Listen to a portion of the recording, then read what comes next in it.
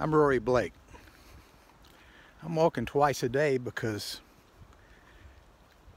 we were designed to walk. Humans are different from, say, chimpanzees because we were designed as hunter-gatherers, and one of our circulatory systems, we have two circulatory systems. The blood, of course, which is pumped by the heart, that carries glucose and blood sugar. But the other circulatory system we have that's different from all other animals is our lymph system. We have 400 lymph nodes, and each of them is responsible for production of protein, which involves 20 amino acids. So that's 8,000 different amino acid carriers that are essential to get nutrition from the amino acids from the gut to the lymph nodes. So I'm not really that concerned with the total number, but what is important, or what's significant, is the fact that allows for prioritization of amino acid delivery to certain areas, certain lymph nodes more than others. You have a swelling lymph node, it's not making an immune component, it's making amino acid carriers. So to bring the proper amino acids to the proper place to handle the infection, to build the new immune components. So basically what happens is chimpanzees, they can just lay around all day and get away with it, but adult humans have to walk, because if we don't, stuff doesn't get circulated. And of course, when it doesn't get circulated, because of the prioritization of some amino acids delivery over others, the body will give them permission to steal. So basically, a lot of the decline you see in adult humans that you don't see in any other animal is because of scavenging for amino acids that are needed for production of, say, protein, peptides, and other uses that the body has. So humans have to walk because that's the way fatty acids and amino acids get circulated.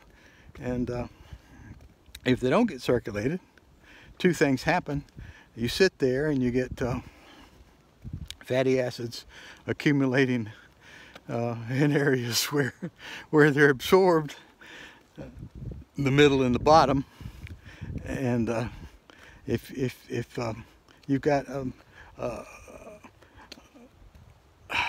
rogue bacteria, as all adults do, they consume the amino acids, and all that's left, of course, for you to absorb is the fatty acids. So back to the deal, sitting for a long time is one of the worst things that you can absolutely do. So try to avoid that.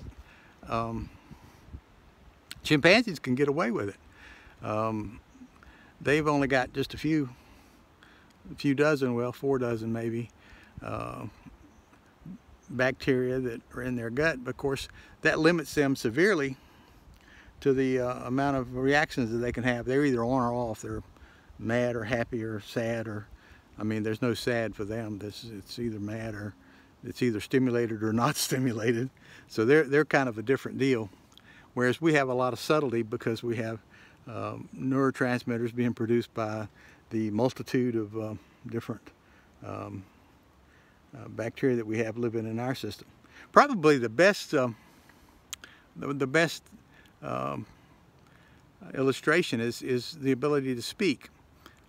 We're the only primates that can. Of course, there are birds that can speak. There are other animals that can speak, but there are 8 different species of bacteria that are associated with speech.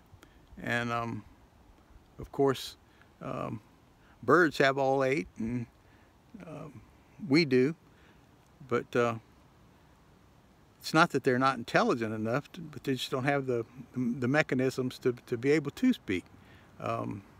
There was a gorilla named Coco the gorilla, that had a vocabulary of about 5,000, I understand 5,000 different words. And so Coco could sign all these things, but just couldn't say anything about it. So they couldn't talk because it didn't have the mechanism or the transmitters in place in order to have the ability to speak. So basically, all I want to say today is that we have to walk, and it's a good thing to walk. And adults, if they don't walk, they're going to end up getting looking like pears, or actually another worse thing is that if the amino acids can be stolen by some of the more privileged amino acid carriers, what happens is that they're mostly stolen from the outside of small capillaries, which are adjacent to the lymph system. So what happens there is that you end up getting weakened blood vessel walls, and you get strokes. So there's a lot of reasons to walk, and the main one is that we were designed to walk, and if we don't circulate amino acids the way we should, we're going to decline quickly. So I've tried not to decline so quickly. Be sure to walk at least twice a day. There's been a lot of debate on, 10,000 steps or something. The main thing is you just need to circulate your amino acids from the gut to get them away from the bad guys and get them to the right place. And usually twice a day should be enough, as long as it's more important to have it at the right time when the amino acids have hit the intestines at the right time to be disseminated around the body is the way to do it. But who can time that? So anyway, thank you for listening. We'll see if we can't do a better job with being more concise on the reason, and we'll do a better job next time. Thanks so much for your time.